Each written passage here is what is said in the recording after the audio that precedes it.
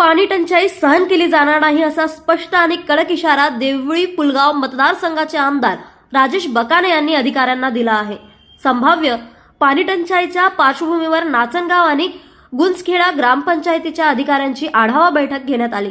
या बैठकीत प्रशासनाच्या निष्काळजीपणावर आमदार बकाने यांनी तीव्र शब्दात नाराजगी व्यक्त केली।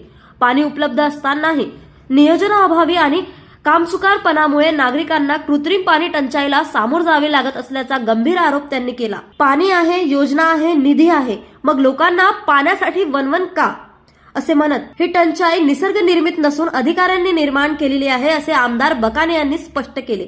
नागरिकांकडून सातत्याने तक्रारी येत असताना प्रशासन केवळ कागदोपत्री काम करत असल्याचा आरोपही त्यांनी यावेळी केला। पाणी पुरवठ्यात खंड पडल्यास थेट कारवाई केली जाईल असा स्पष्ट इशाराही त्यांनी दिला। आमदार राजेश बकाने यांच्या आक्रमक भूमिकेमुळे नाचनगाव आणि गुंजखेडा परिसरातील नागरिकांमध्ये समाधानाचे वातावरण असून जनतेच्या प्रश्नांसाठी आमदार ठामपणे उभे असल्याची भावना व्यक्त होत आहे। न्यूज एक्सप्रेस करिता वर्धावरून संतोष देशमुख यांची बातमी।